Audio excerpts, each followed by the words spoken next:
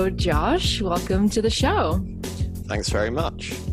All right. So, before we get started, I think it would be good if you could just introduce yourself and give us a bit of a brief history and perhaps what your leftist tendency is, if you follow any.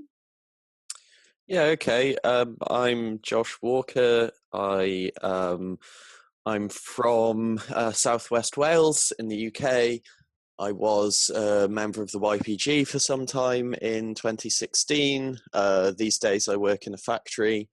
And I, in terms of my leftist tendency, it's hard to say. I'm more of a floating leftist. I agree with some kind of more anarchist principles, a lot of the kind of traditional labour movement stuff in the UK. You know, we have a long history of workers and peasants resistance and all that kind of thing, especially in Wales. And, you know, some things I'm a little more authoritarian, some things I'm a little more libertarian. So I often make the joke of being a Marxist of the Groucho variety. Yeah, no, that sounds good. I mean, I'm kind of all about the non-sectarian leftist shtick. So floating leftist, I think that's a new term. Yeah, just to sum it up quickly, I think if you're for workers having more rights, more control, and a better life, I'm with you. If you're against that, I'm not. Not to be too much of a George Bush about it. But Yeah. Well, fantastic. I think that's something that everyone can get behind, hopefully, if you're listening to this show. Okay, so let's dive into questions about Rojava. So I think that most of our listeners are leftists, perhaps, or at least have some working knowledge of Rojava and the Kurdish resistance, but that might not be the case. So I think it would be good to start by providing some context for what we'll be talking about. So assuming a completely lay audience, could you give some background information about the Kurdish freedom movement and the importance of defending Rojava? And could you also perhaps lay out who the major players are and how they relate to one another? Because there are a lot of acronyms floating around that might be confusing for people who aren't fully versed in this stuff. Like there's the SCF, DFNS, PKK, PYD, YPG, YPJ. It all gets a bit confusing at times. okay, yeah, it really does. So, I mean, firstly, no one should feel too bad about that because I had a Turkish Kurdish lecturer who did a thing on the YPG specifically, and she confused a lot of the acronyms. So it's perfectly natural. Essentially, I guess a brief history of it would be back in the 70s. There was Kurdish resistance goes back in the area like a couple of centuries and everything, but really the modern kind of Kurdish freedom movement, as you say, has its origins in the 70s with the military dictatorship in Turkey. They murdered a lot of student leftists and stuff like that. They massacred people at a music festival, all this kind of stuff. And in that context, a group of students, including Abdullah Öcalan and many others, Kurdish and Turks alike, established the PKK, the Kurdistan Workers' Party, of course PKK being the Kurdish acronym, and and they essentially started an armed struggle because, among the other things the dictatorship was doing, they were repressing Kurdish identity in the interests of creating a kind of monocultural Turkish state. I mean, this goes back to the founding under Ataturk, but it was particularly strong in those days. So yeah, Kurdish people could speak their language. You know, it was banned. They couldn't educate their children in it, and other identifiers of Kurdish identity were being suppressed. And basically over the last 40 years, they've fought this armed rebellion. So there's all that going on in Turkey. So the PKK is the Workers' Party, the Kurdish Workers' Party. Yeah, Partiya Kurdkar in Kurdistan. Okay. yeah.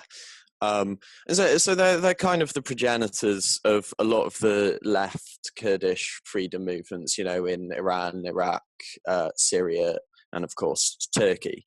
So then firstly, when there was a riot and a kind of massacre of Kurds at a football stadium in Kamishlo, I think it was back in 2006, something like that, followers of the PKK's, or the founder of the PKK's ideology, set up their own party in Syria called the PYD, the Democratic Union Party of Kurdistan.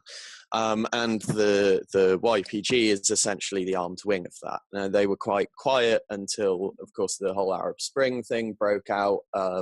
There was the revolution in Syria, and essentially the PYD used this opportunity to rise up, take control of the Kurdish areas, and faced by, so many enemies on so many fronts, the government essentially retreated to the core and pulled their soldiers out of most of the Kurdish areas and basically, with a little bit of fighting, but not much, conceded most of, the Kurdish areas of the north.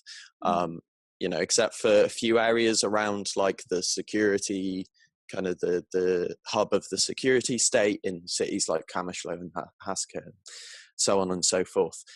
So that's essentially where the PKK, the YPG kind of came from. You also have in northern Iraq, you have the KRG, which is the Kurdistan Regional Government.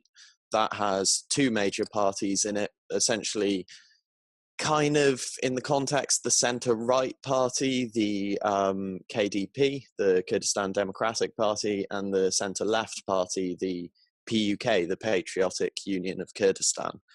They're more capitalist, especially the KDP. The KDP is, the current ruling party there. They're quite, a corrupt sort of family, like run by the Barzani family kind of organization. They're often hostile to the PKK, the YPG, and all these, because obviously they're a threat to their power as well. And they work with Turkey on this basis and all this kind of stuff.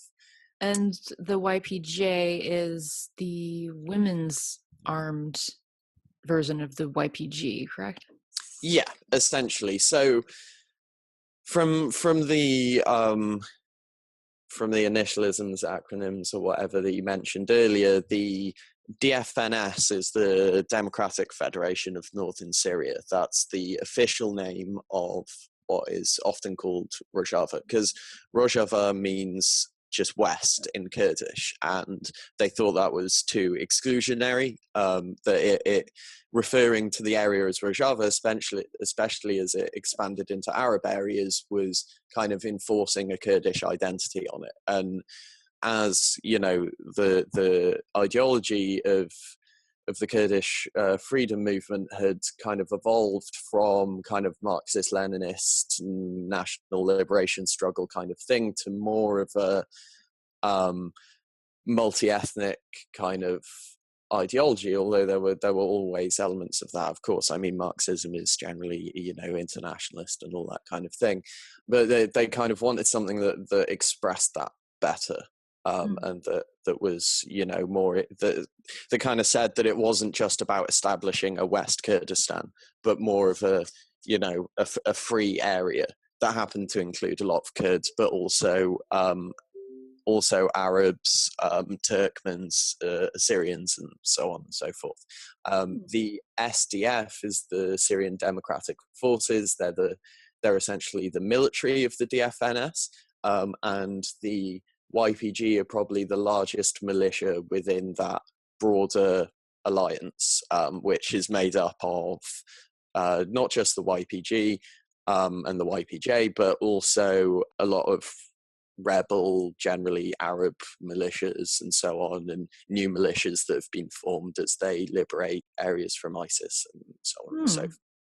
Okay, so that's so interesting. So should we refer to it as a Democratic Federation of Northern Syria and not Rojava? Really, yes. It's difficult because it's become such a it's kind of become an established thing that it's Rojava, and Mm. a lot of the other foreign volunteers like myself will generally refer to it that way, and so on and so forth. But really, it is the DFNS or the Federation or whatever. I Mm. sometimes like to call it the Federation just because I'm a massive Star Trek nerd, so it feels better, fighting for the Federation. Yeah. Yeah. That's so interesting. Yeah, I've really only heard it referred to as Rojava just generally popularly on the left. But you're right that that does kind of put in your mind that it is really a Kurdish thing. Yeah. Yeah, very interesting. So I guess that kind of gets into the next question about democratic confederalism or communalism, the ideology that really drives the PYD in like the DFNS, I suppose. Could you explain a bit about what their ideology actually is and how they came to accept it as a foundational political principle? It's essentially so democratic confederalism is essentially a system of direct democracy that's based on building things up from a ground level, like a neighborhood kind of council level, to larger communities, cities, and then cantons, and so on and so forth, with representation for all genders, all races, all religions and stuff kind of built in as part of it. They're not afraid to use quotas, and that's quite an important part of it, because there is always the risk that people get isolated. It's all well and good to have a ideology that kind of expresses, say women's liberation or tolerance of minorities, but in reality, as we've seen many times, people who can express those things maybe don't believe them genuinely, and the best way to ensure rights for minorities, for women, and so on and so forth, is to have them actually making the decisions that affect them. Mm. Because like I said, we've all seen recently what powerful men sadly often do. Mm. um Yes. so yeah, let's not get into that one. um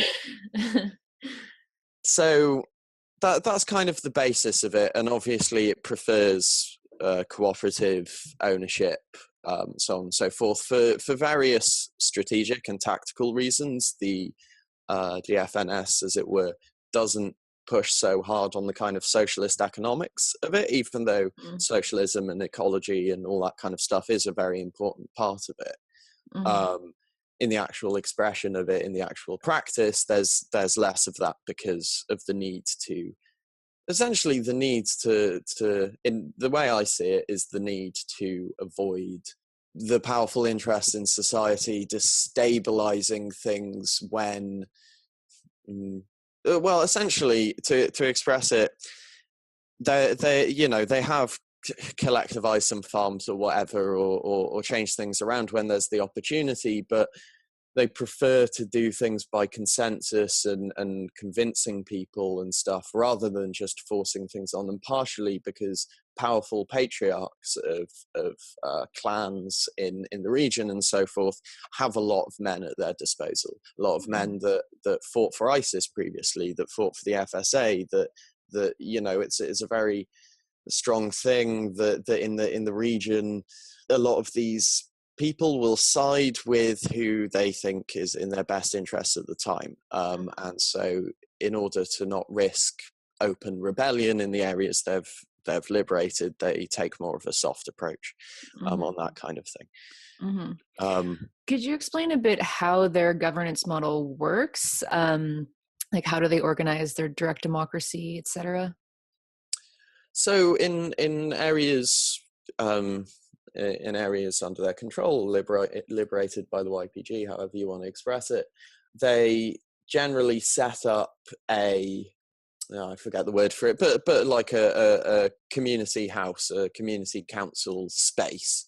And they usually have party members, party functionaries, who will go out in the area, go and ask people, what they need, what their problems, what problems they're facing, and invite them into the councils, essentially. And the councils run on, a direct democratic kind of way where people, suggest things and everyone votes on it and all that kind of thing. And there's a classic kind of Soviet stuff in the original sense of, having those like workers' councils, having unions, councils for women and women's issues. A lot of the women there will be married mothers and face certain things in society and so on and so forth. So they, set up councils for that.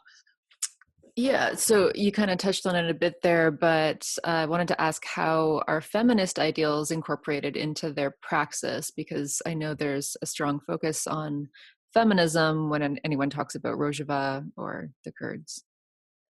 Yeah, so there's obviously the Yekeneyen Palestinajin, which is the YPJ, the Women's Protection Units. So that's a big part of it. They set up a lot of women's houses, which are, it's hard to describe. I've been to a couple for a short amount of time, but they're essentially some sort of mix between family planning advice center, a domestic violence shelter, and a barracks, in some cases, because it's a very violently patriarchal society in many ways.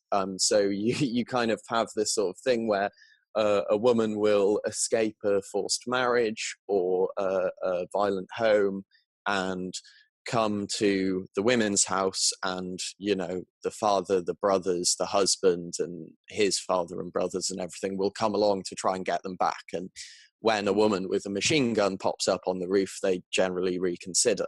So in that sense, they're taking a very direct, woman-controlled approach to facing these things head on.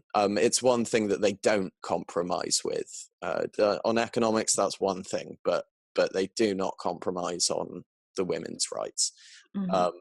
And that sometimes brings them into opposition with the more, conservative and patriarchal elements of society. But the kind of benefits are there that generally all you get out of it is just, the old husbands complaining that they can't tell their wives or daughters anything anymore.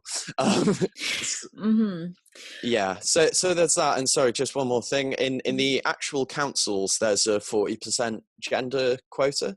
So essentially, if there's 60% women on a council, on the larger councils, there aren't allowed to be any more. There's 40% men as the rest of the council, and likewise, if there's 60% men, then there has to be 40% women. And they will do things like, they will delay the council meeting until all these men who've come and said, oh well, my wife couldn't come because she's busy. They tell the men to go home, do whatever work that the woman was supposed to be doing, and send the woman to the council. Otherwise, they won't help them, sort of thing. Mm-hmm. So yeah, it's a very important part of the practice, and is the thing that they're most successul at, I would say. Mm-hmm. That's really great. I remember hearing that, I think last year, and I was just like, wow, I was just really impressed. Because we don't even do that in the West, No, No.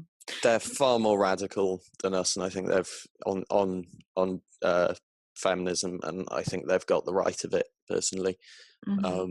There's also things like, one of my best in fact, most of my best commanders while I was out there were women at very varying different levels. So this is another thing. At all levels of the hierarchy sort of thing, there are a man and a woman with a kind of equal position. But the woman can give orders to men. So, like my equivalent of a captain, I suppose, could order around the, platoons of male soldiers in the YPG. But a man cannot do the same to the woman. They can suggest to the YPJ that they should do something, and often they're in the interest of fighting the same war or whatever, so they'll do it. But they can't command them. They can't order them. If a male YPG member commits a offence against a YPJ, it's the YPJ and their command structure that deal with it, and there's nothing we can do about it. So, say this is very unlikely to happen, but men being men, say a man was to sexually assault a member of the YPJ, then the YPJ could come along with their rifles and everything, drag him off and punish him in whatever way they saw fit, and we wouldn't be allowed to raise a finger or protest. You know, it's for Wow. them to deal with, and not for us. Wow, that's really incredible. I mean, not that I want to see people just brutalizing men or anything like that, but just the No. idea that, you know, that men cannot command the women in the same way. I think that's remarkable. Yeah, I mean, people often joke that the YPJ, because if you assaulted the YPJ, they could just drag you off and shoot you, and that's not quite true. But they're a lot more likely to say platform a man, where essentially they have to stand in front of like all the YPJ in the region while each one lays out exactly why what they did was wrong at great length, and like kind of shame them in front of everyone. That's quite a common punishment for sort of intermediate kind of crimes, or offenses or whatever. Crimes isn't quite the right word for some things that you would get that kind of treatment for, but Wow. yeah. Wow, unbelievable. So along this line, what would you say to the concern or the critique raised that feminism, or the idea of feminism here, might just be being used as a military strategy? Well, in some ways, I've already implicitly answered this by pointing out how, in some ways, other elements are played down as part of a military political strategy. It would be a lot. I mean, they're not fighting a civil war in, I don't know, Brighton. That reference won't make sense to you. It's probably the most liberal town in Britain. They're not fighting a civil war in, say, Portland, right? They're fighting one in the Middle East, when there has been a series of intensely patriarchal terrorist groups and so on in the region, and an intensely patriarchal society. It would actually probably be more militarily and politically convenient for them to downplay the feminism and not push it so hard as soon as they move into a region and do all of that kind of stuff. It would raise far fewer issues. Like the idea they're just using it as a military strategy, that's what the military strategy, that's what the military struggle rather is fundamentally. That for the kind of followers of Abdullah Öcalan, the founder of the PKK, who's probably one of the main, well, he is the main ideological architect of this whole thing to them. And there's other, you know, there's other theorists within the Kurdish freedom movement and all that kind of thing. And he took influence from other places, but he's the most important one. And to kill the dominant male is the fundamental principle of socialism, is one of his sayings. It's like the entire thing is about how the subjection of women in the first instance is where all other forms of slavery and subjection and everything come from. And the social idea of men as being dominant doesn't just stop in the home. It originates there, but it continues on to a strong man subjecting those who are weaker than him, a strong nation subjecting those that are weaker than them, and so on and so forth. And when a boy in his home sees his mother being subjected in this way, you know, then he will go out into society and believe that that's the way to behave in general. It's a fundamental, foundational principle of the whole thing. So it's, you know, it's essentially like saying it's their military strategy to fight. Like Yeah. So what you're saying is that the whole point of the military being involved at all is to fight for feminist and socialist values, not that those values are being used to kind of paint the resistance as something other than what it is. Yeah, absolutely. Okay. So along the same lines of criticism of this movement. The PYD has been accused of being a problematic party and that they repress opposition to the democratic confederalist experiment. How would you respond to that? Well, one of the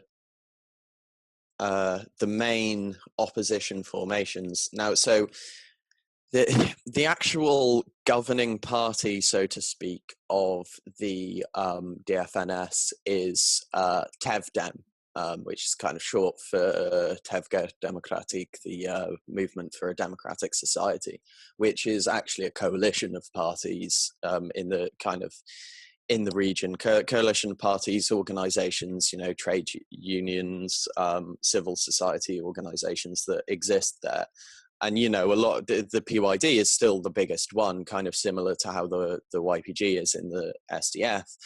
So there is opposition within it, and in a kind of non-factional basis, there is opposition to, particular policies or whatever. But one of the main opposition groupings outside of that is I believe it's the ENKS. I can't remember what that stands for, but it's essentially a grouping that's allied with the KDP in northern Iraq or southern Kurdistan, who have blockaded Rojava, who've arrested our comrades, thrown them in prison with ISIS members, tortured them, committed a whole variety of horrendous crimes. And they are you're going to get a different response from me because I am, at the end of the day, a combat veteran, and that does do some nasty things to your psyche at some degree. But I'm not that bothered about traitors getting actual genuine agents and traitors being arrested and stuff like that. They can call themselves an opposition group all they want, but that's to make it sound more innocent than it often is. Now, a lot of the time when they are oppressed, when they are arrested and so on and so forth, it's exactly in response to, say, YPG operatives or supporters being arrested in the Kurdistan regional government, and they're essentially used for prisoner exchanges and stuff like that. There were lots of places where we knew there were people who were KDP supporters, and they were, that's what they believed in, and that was fine. They went around, they did their normal business, they didn't try to... It's difficult because a lot of what I'm going to say can sound a little bit like euphemisms, throughout history, people have justified terrible things by saying, oh, well, they were undermining the revolution. Oh, well, they were, traitors and spies and so on and so forth. But those people do genuinely exist. And in these situations, they can be very, very dangerous.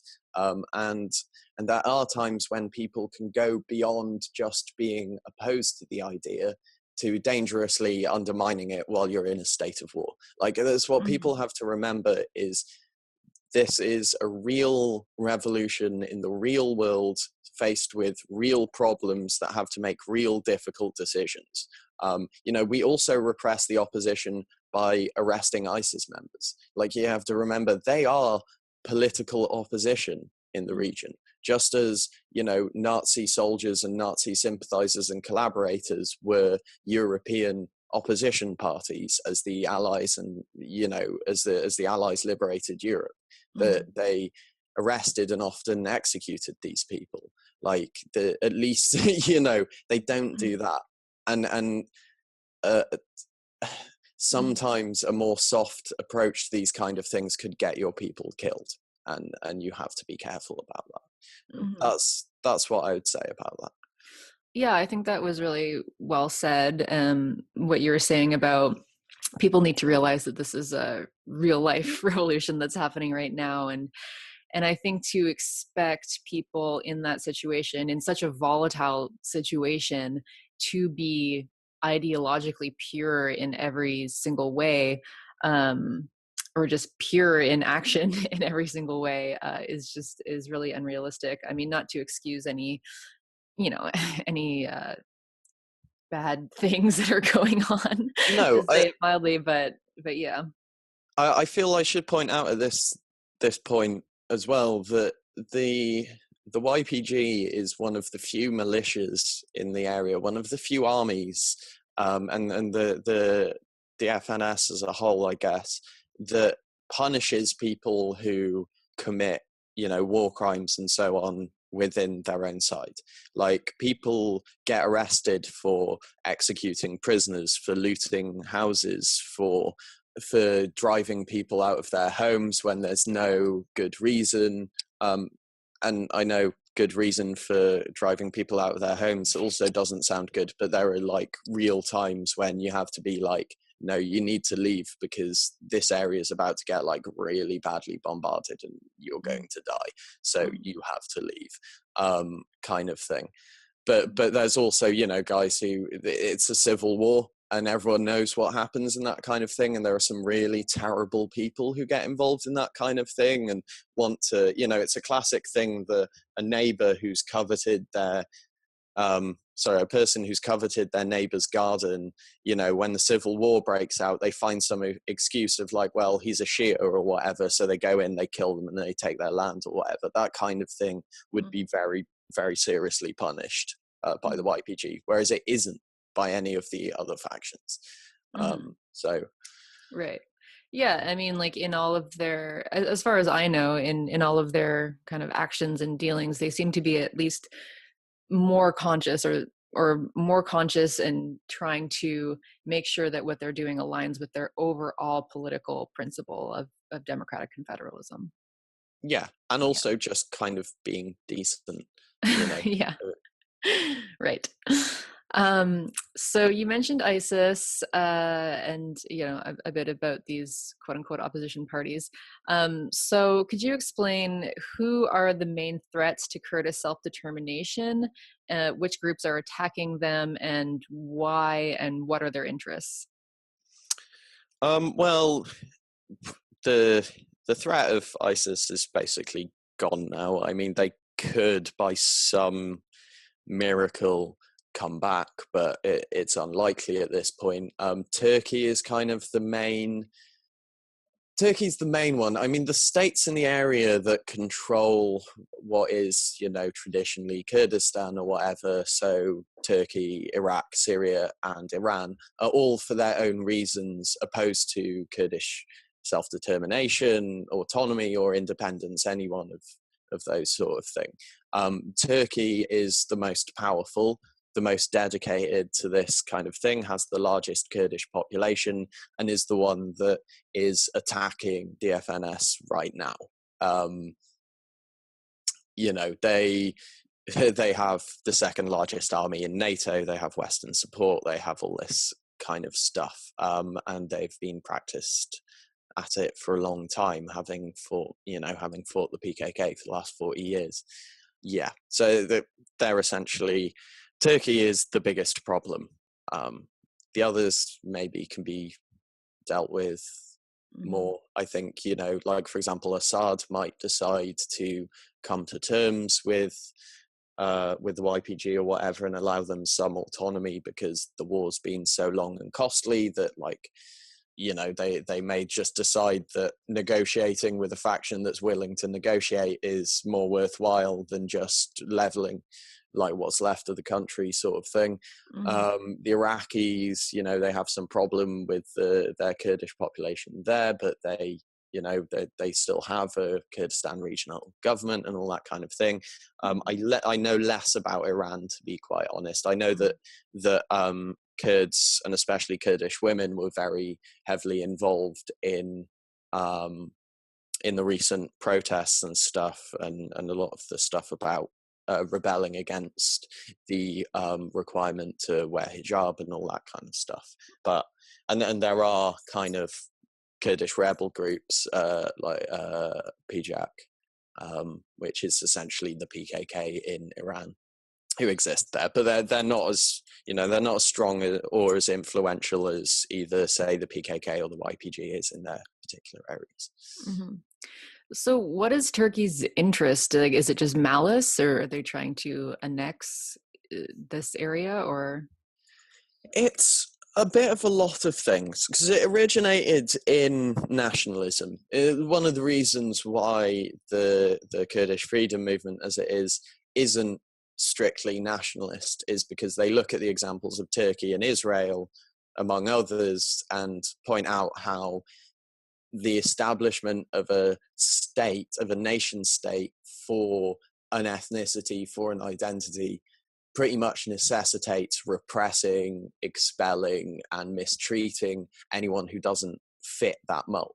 So this is what nationalist ideology does, you know. So when Turkey, the Ottoman Empire, had a system where the different nations were allowed autonomy and so on and so forth within the empire, but when that changed to a modern unitary nation state called Turkey for Turks sort of thing, that resulted in the genocide of the Armenians with help from Kurds, as it happens, and they're very they feel it's very important to point that out.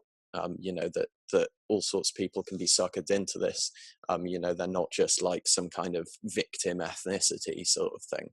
And so, yeah, so Turkey in that sense is like the kind of deep state of Turkey and so on are interested in it for that reason, for creating this nation state.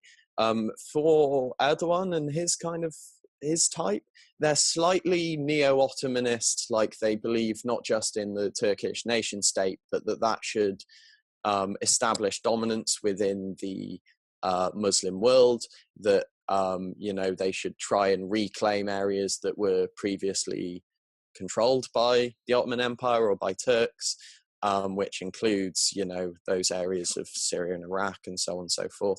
They also want to prevent the establishment of a base for PKK operations within Turkey in neighboring countries. And I believe there's a decent amount of natural resources in the Turkish part of Kurdistan as well, which, you know, and there's loads of oil, productive farmland, and so on and so forth in northern Syria.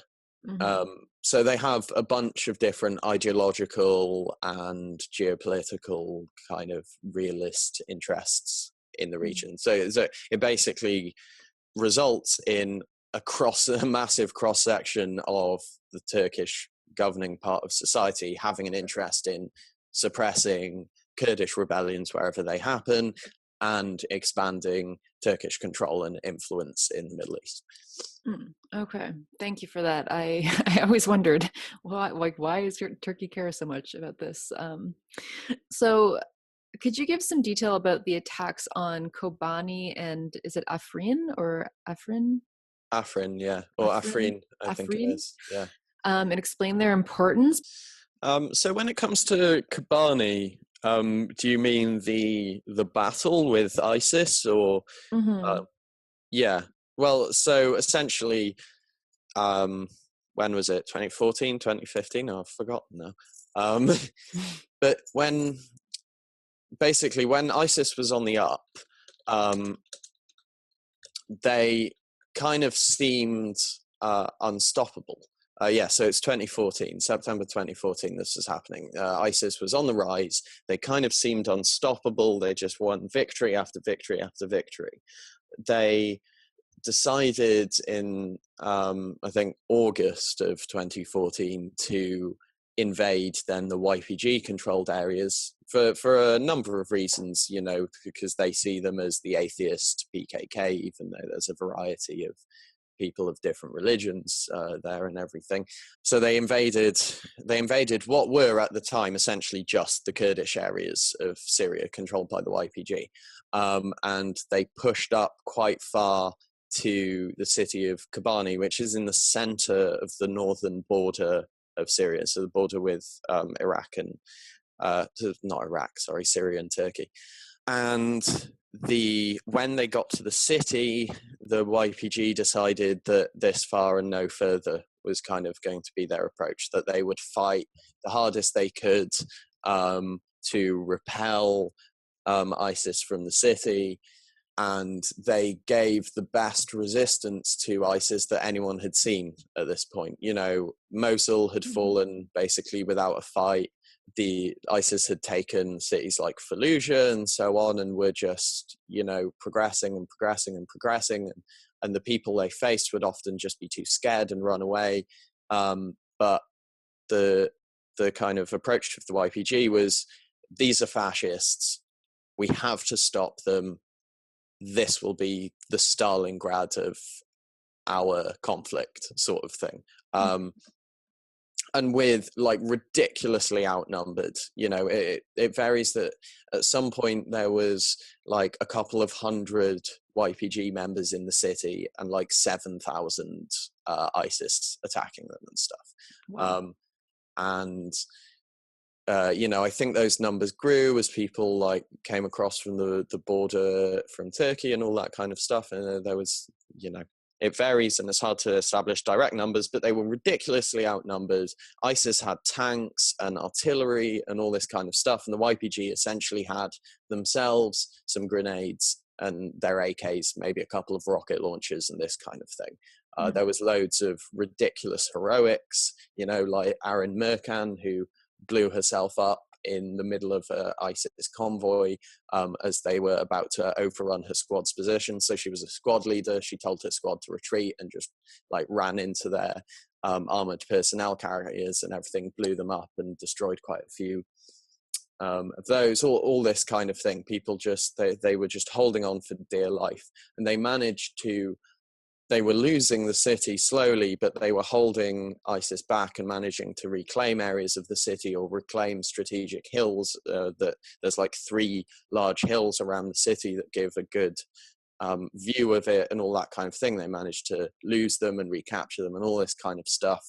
And, you know, this was a big thing because it demonstrated to people that ISIS could be fought and they maybe even could be stopped. And then when the Americans decided to step in and started dropping airstrikes on the ISIS tanks and their artillery and everything, that tipped the tide of battle in favor of the YPG, and it was over at that point. Basically, they drove ISIS back and basically haven't stopped since then. So it was the turning point in the war against ISIS. Before that, ISIS, you know, was essentially undefeated, and after that it was the kind of, if it bleeds we can kill it sort of moment.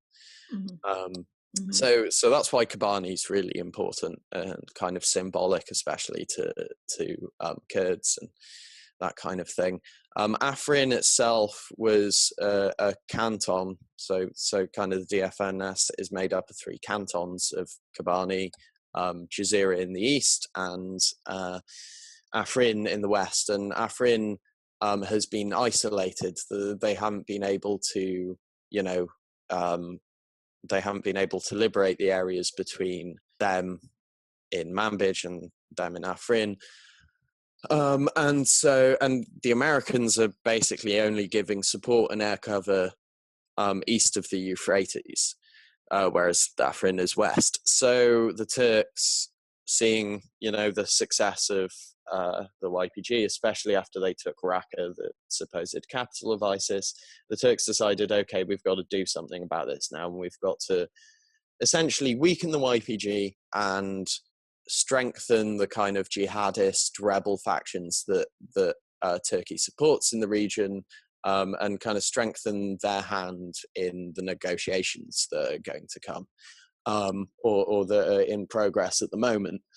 So yeah, they invaded Afrin, which had managed, even though they hadn't managed to reach their comrades in the east, they had managed to essentially keep out all other factions. You know, they'd been attacked by loads of different people, and they'd managed to keep everyone out. They'd taken in something like 150,000 refugees, which is doubling the population of the canton. All this kind of thing. So it was kind of a more peaceful area, and now all those people have been made refugees again as the Turks invaded. The YPG put up a really good fight at first, but the superior numbers and again the superior equipment of the Turkish army, the Turkish Air Force and all that kind of stuff, and their jihadist allies, they were able to eventually overrun Afrin. And towards the end, like before the actual city of Afrin, I thought it was going to be a horrendous, bloody battle, and Afrin would end up leveled. But as it came to it, the YPG pulled out of the city because the essentially human cost would have been far too high. So they switched from fighting as they were in a very conventional style to now fighting a sort of guerrilla war in the region.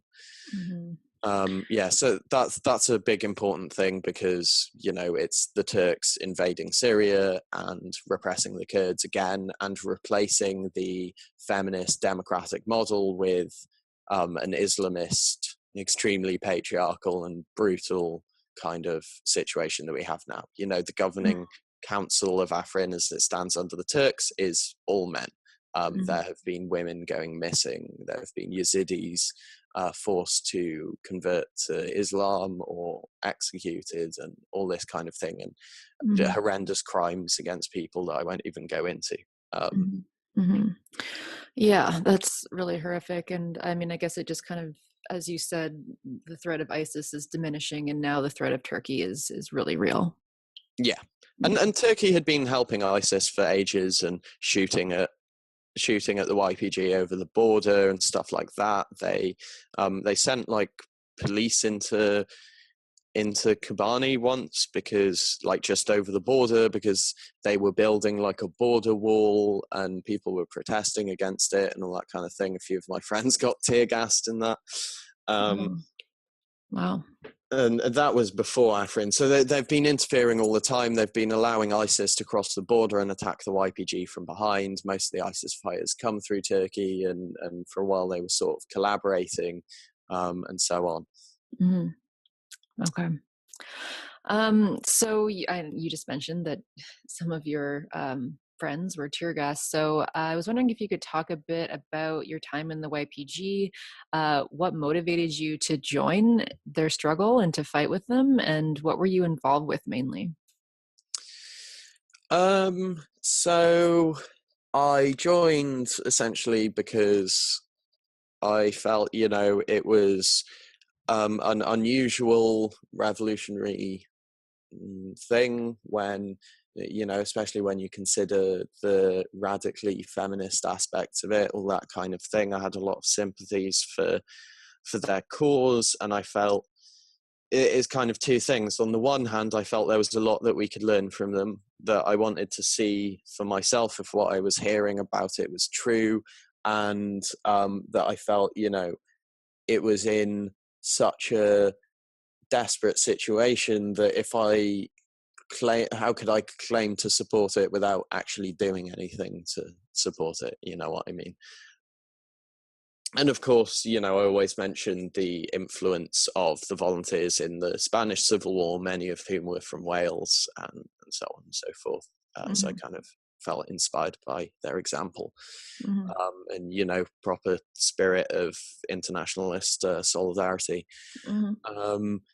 While I was there, I spent 6 months there. I was in various areas of the country. I was in 2 different units while I was there. And most of the time I was essentially a translator for other foreign volunteers that were with me, because I grew up essentially bilingual and pretty good at picking up languages and stuff like that, although my Kurdish pronunciation is a bit off these days. But yeah, that's essentially it. I was involved in some fighting against ISIS from time to time when they came to attack us. Got bombed by the Turkish Air Force. And yeah, that's it. It involves a lot of sitting around drinking chai and smoking cigarettes on the day. So it's, yeah. Yeah, I mean, I like what you said there about being inspired by the Spanish Civil War, but also thinking about what can we learn from them, and also wanting to see what is it actually like on the ground, because I agree. I mean, we hear so much in the West kind of secondhand, but it's hard to know exactly how things are operating. So yeah, I think that's really remarkable that you went over So, in terms of America's help, I know you mentioned that they were providing, or they were bombing ISIS at Kobani, etc.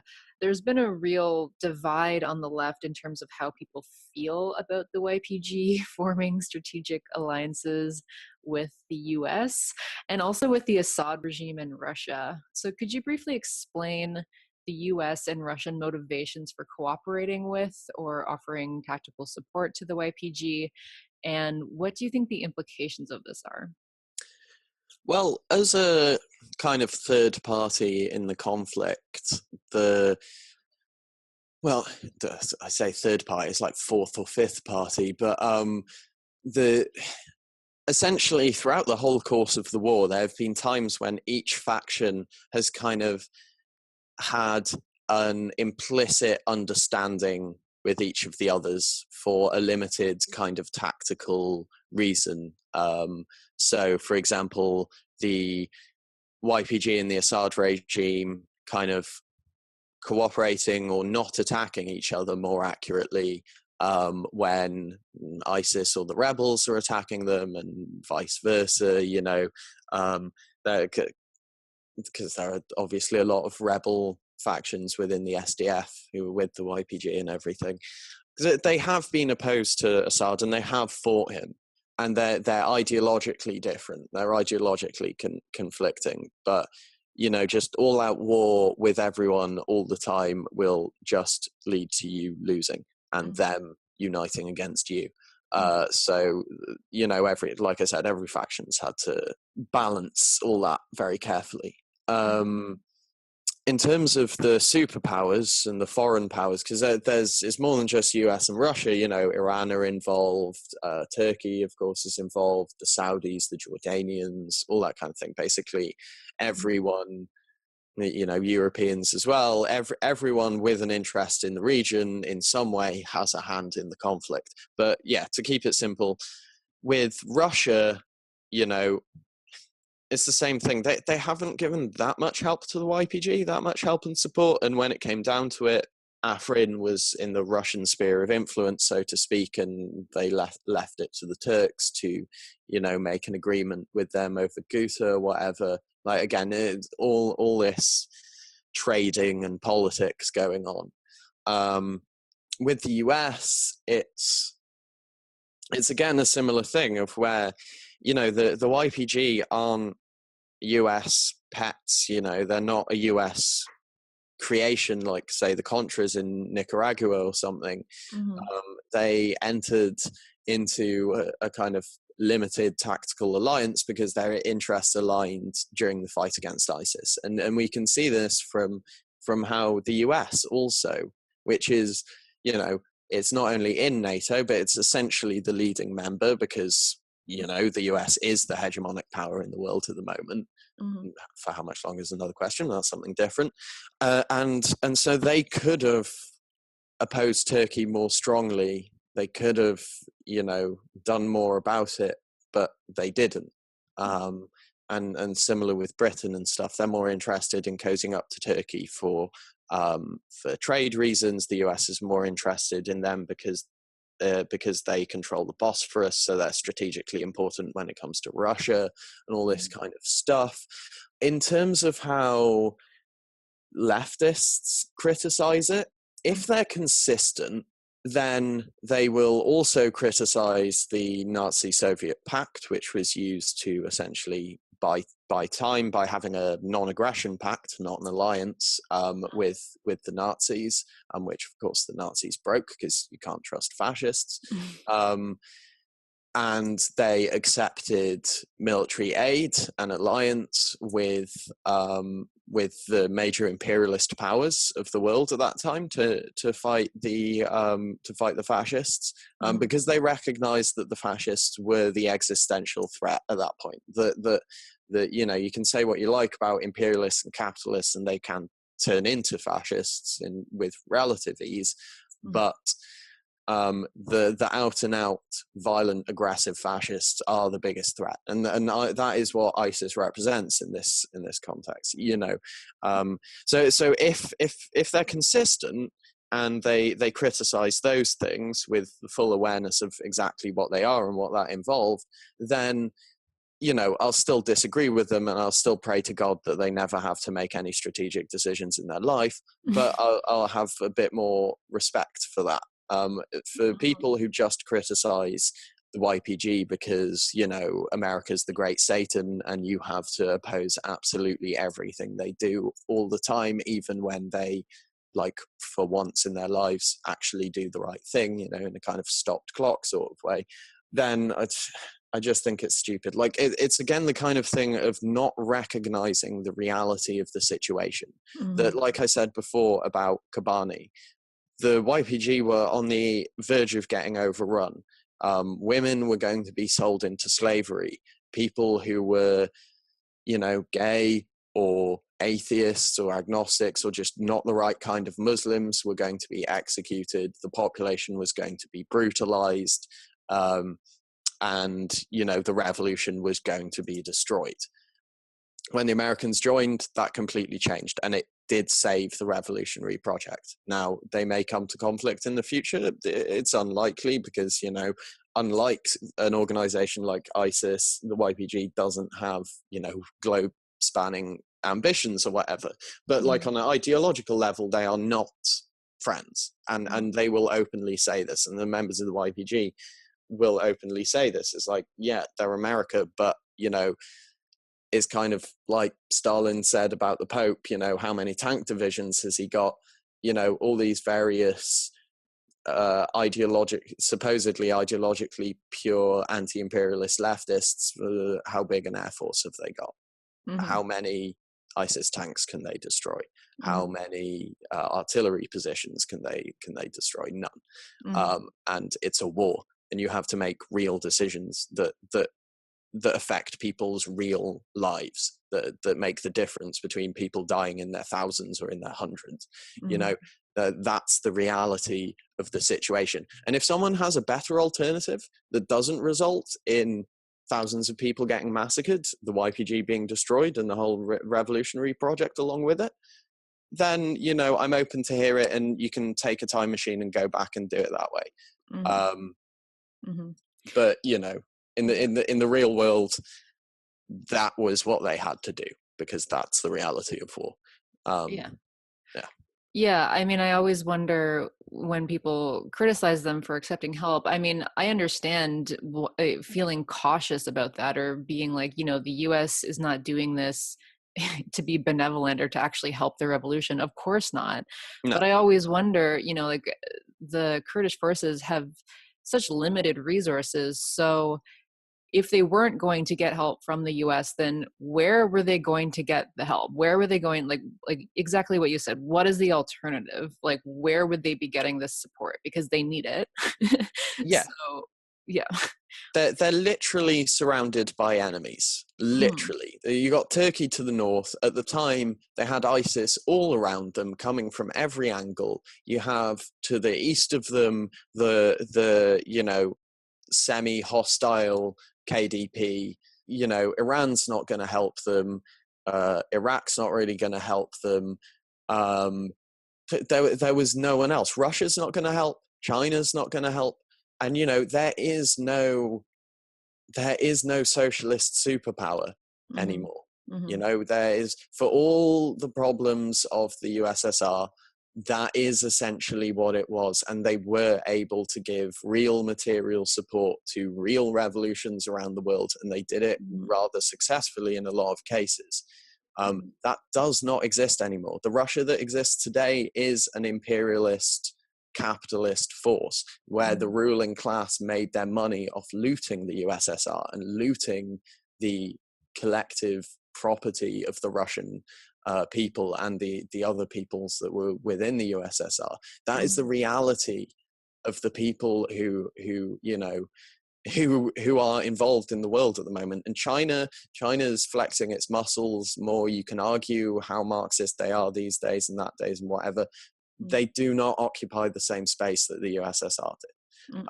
And so, you know, that again, yeah, that is the reality of the situation. That's how it is. Hmm.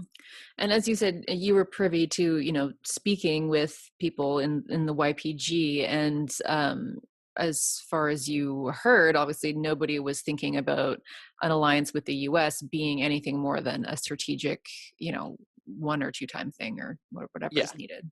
Yeah. No, this is something that kind of annoys me about it as well, is that it's quite patronizing. Like, Hmm. it's that kind of like, it's the sort of thing of like, well, people in the Middle East, foreign people, can't make political rationalist kind of decisions. They can't.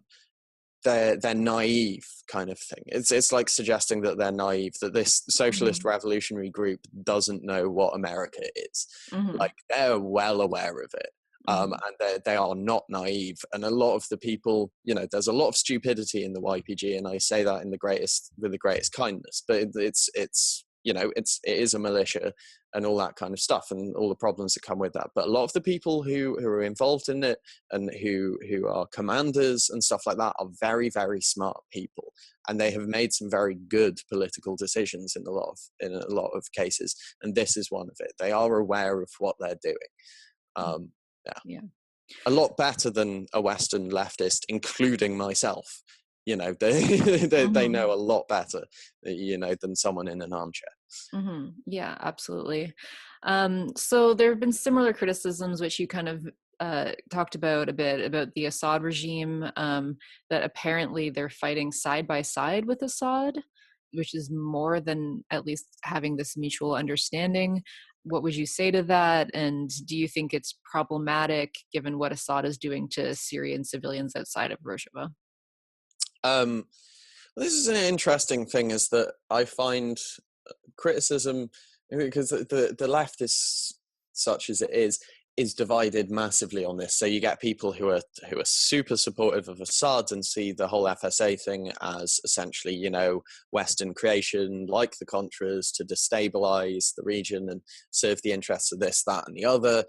Then you get people who are left wing but pro FSA, super anti Assad, all this kind of thing. And there is no doubt that the Assad government has, committed crimes against its people and all that kind of stuff, that goes beyond just fighting the rebellion. And Mm-hmm. but the reality is, whichever, I mean, I have started to believe that the revolution, in terms of the FSA now, like if you asked me 7 years ago when it started or whatever, I would have given you a different answer. But today, I do see Assad just for all, because it's not just Bashar like going down to each torture chamber and like ripping people's fingernails off, or firing the buttons on each bomber. It's an entire structure, and Mm-hmm. in some ways Bashar is one of the more sane members of the Assad family, and one of the more reasonable members of the government. It's the people who run like the Air Force intelligence and stuff who are really brutal. But yeah, I essentially see him as a lesser evil these days, because what is left of the revolution, essentially, like basically everyone who was somewhat decent defected to the SDF some time ago or died. The majority of what's left with the FSA, especially with the Turkish intervention now, are the most brutal, horrendous Islamist gangs that no leftist with any ounce of sanity should be supporting, even on a tactical level. Like, even on a, well, they're opposing someone who I don't like and da da da da da. No, they are even more the problem than Assad. Assad's faction has killed the most civilians in the conflict just out of pure ability, because the others don't have an air force. They don't have the level of high explosive weapons, artillery, and so forth. And if you're fighting a rebellion, if you're fighting a war, like in modern war, for since World War II, I believe it's something like 80-90% of all casualties in war have been civilians, because it's massive, high explosives, fighting over populated areas, and it kills loads of people. And if you have the most of those weapons, you're going to kill the most civilians. It's not even about, intent. Now, in an ideal world, I would rather a democratic confederalist system in the whole place, and no torture, no brutal repressions and executions and all that kind of thing. That is what I would like. But in the reality, after 7 years of civil war, I'm kind of going off on a tangent here, to be honest. I'll just answer simply and say that the YPG it's not allied with Assad, that they have advanced in the same place at times. But like the rebels fucking gassed, the rebels gassed the Kurdish neighborhood in Aleppo. They've done some really horrible things as well. And in those situations, you can't really blame the YPG forces there for wanting to fight the rebels, being willing to not fight on two fronts at once to do it, to exploit the ebbs and flows of the war. But like I said, the Assad regime and the YPG have fought.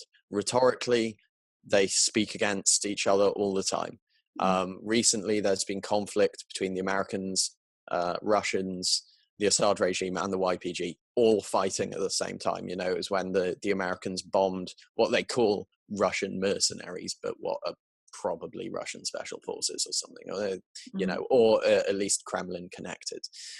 So yeah, it's essentially another, just to finish this off, because I'm aware that I can ramble a bit and go on for quite a while, but essentially what a lot of these criticisms and problems come down to is people do not understand how war works. People react to news in a certain way, and so they take one example of a thing happening and extrapolate from it, and make assumptions about it, and in the same way that people will look at the Nazi-Soviet pact and say, oh, that's an alliance, even though the actual terms of it, you can see it's not an alliance, it's a non-aggression pact, it's a understanding, and that's even more official than anything that's happened in the Syrian civil war here.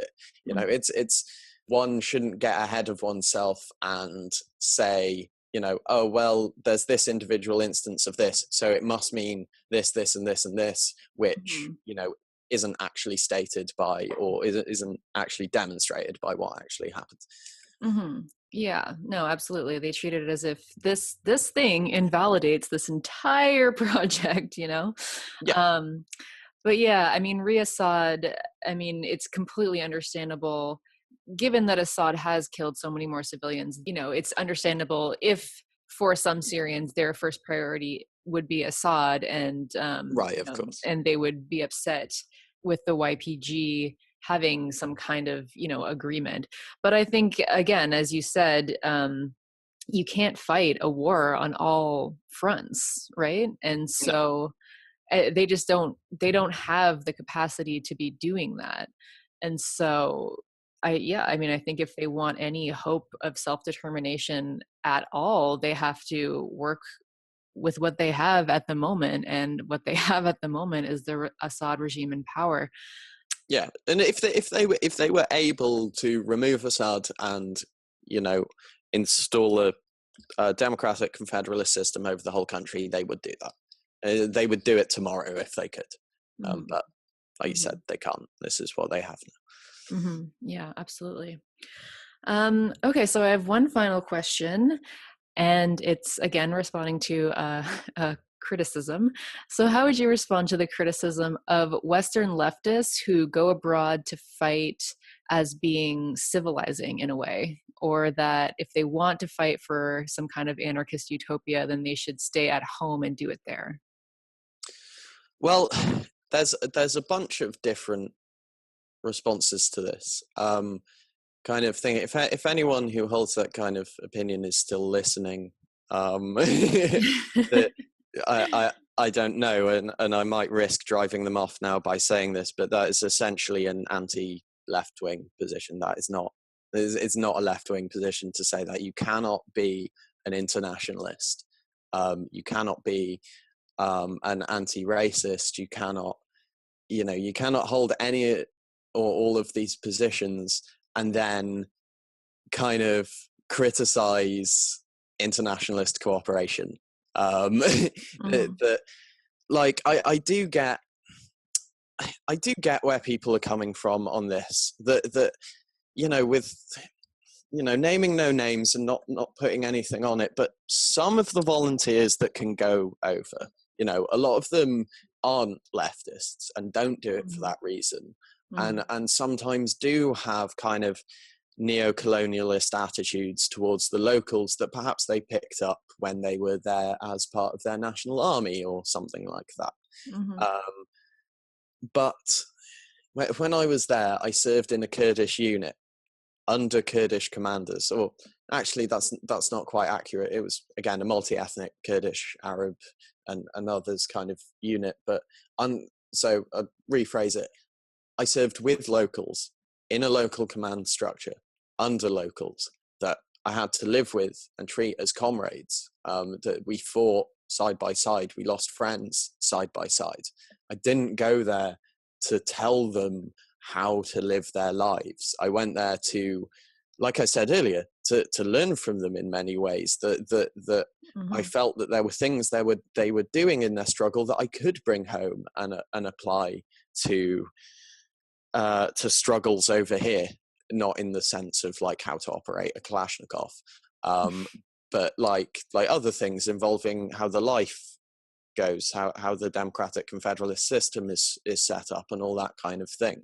I didn't go there as a kind of I don't know, like you get some of the very kind of problematic volunteers in Africa who go and basically teach the poor little Africans to like wash themselves or whatever, and then actually find out that they're people who kind of know what they're doing, and you shouldn't really patronize them like that. It's a very kind of different thing. The relations between us were very different to that kind of thing, and the locals themselves are quite self-assured in terms of their identity, and they're more likely to view us as foreigners as being childish in a way, as like ignorant, as like we need to be shown how to do things, because it's that classic thing of when you have foreigners coming in who can't speak a language, people can often think of them as quite stupid. We see this in our own communities with people, and they haven't had the same like anti-racist campaigns and so on and so forth to kind of change behaviors like that, and so on and so forth. And again, that would be something that comes out of them, not something that could ever be imposed from outside. So it's that's kind of based on a fundamental misunderstanding of exactly how it works, exactly the relations between people, and so on and so forth. Also, they must, of course, think of Che Guevara as a terrible white savior, like middle-class doctor, goes on a gap year to the jungles of Guatemala or whatever. Like, God, why didn't he stay home and da-da-da-da-da? Like, there's also one more thing on this, which is that actually most of us do.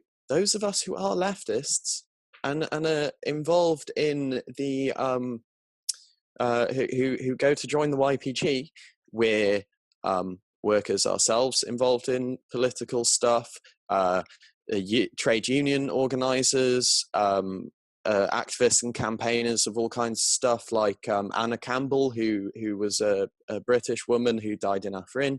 She was a very popular kind of anarchist campaigner back at home, and she struggled for women's rights, for democratic freedoms against kind of police and the state and private property and all that kind of stuff, and for Palestinian freedom, for quite a lot of other issues that are near and dear to leftists. And also, as part of that, she did what I see as her leftist duty in not just being selfish with those kind of things, not sticking to national borders established by and for imperialists, for the power of the powerful, not just sticking to that, isolating themselves, but actually engaging in, you know, the workers of the world actually uniting and actually fighting to lose their chains. Like, that's actually what's happening here. And saying those kind of things, oh well, why don't you just stay at home? Like, people don't understand how the two are linked, how you can learn things from them, how it's part of leftist struggle. The more free other people are, the more free we are likely to be, and all that kind of stuff. And it is disrespecting people like Anna, who fought really, really hard for what they believed in at home, fought really, really hard for justice at home, and fought for it alongside others, and fucking died for it. And all these people who want to criticize, you know, do half as much as someone like Anna Campbell, do half as much as someone like Michael Israel, and then we can talk. And that's that. I'm done on that one, really. No, I think those are really good points. I mean, it's not an either or. And as you said with Anna, especially, she did so much at home. So it's like, yeah, I have been staying home. Yeah. I have been staying home and doing it. And now I'm coming here to support as well.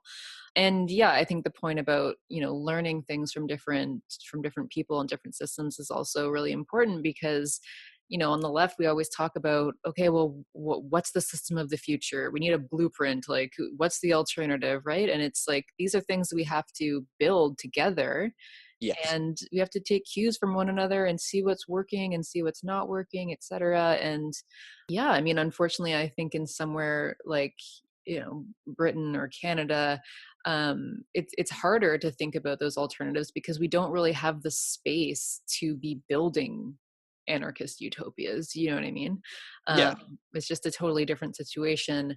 Yeah, well, that's actually just another thing quite quickly, is there is no, like, they're in the middle of a revolution that's actually happening now, that needs Yes. support, that needs, you know, and you know, I've been better positioned to talk to other people about it and spread the message of what they're doing and all that kind of thing, because I've actually been there and I've actually seen what they're doing, and I can, you know, speak with a degree of authority on it. You know, like, my knowledge is, of course, limited, because I was one person in a massive area and massive organization, all that kind of stuff. But, you know, I can do that now. And without this, you know, those things would be a lot more limited, and we wouldn't necessarily, like you say, know about what's working, about what's not. And there isn't a revolution happening in Britain. And you know, maybe right now there shouldn't be.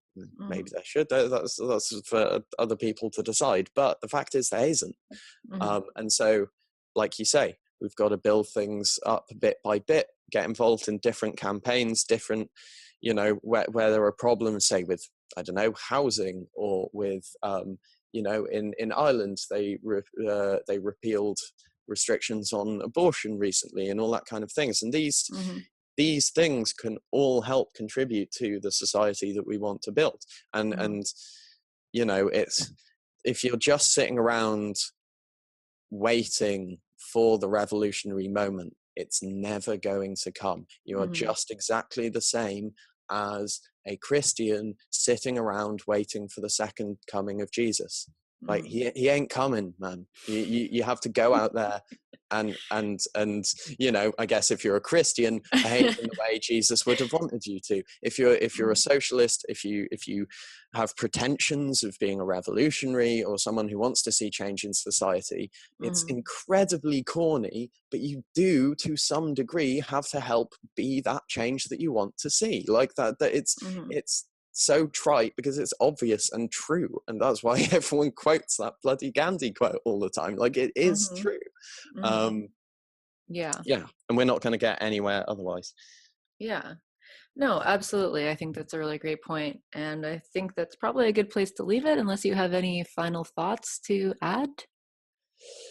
No, there's nothing in particular that I can really think of. Just to kind of encourage everyone to see past the the problems of, you know, American involvement and the shades of grey that exist in any real life organization, you know, the YPG, the PYD, all that kind of stuff. They're not pure white, they're not purely innocent, but they are better than a lot of the alternatives.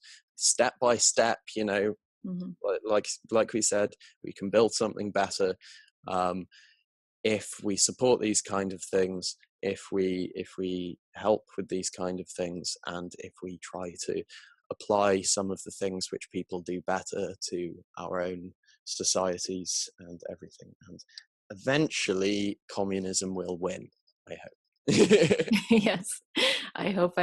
Well, that was very well said. So thank you so much for coming on and talking about all of this today. I really appreciate it. No problem. Oh, sorry, can I just say one more thing very quickly that I've just thought of?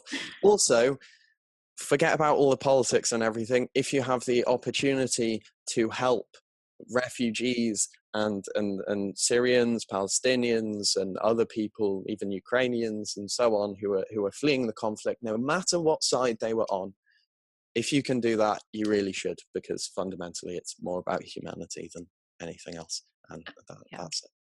Absolutely. That's a really good point. That's something that Western leftists should be really focusing a lot more attention on at home, is opening the borders. So thank you for that. And thanks again for coming on the show.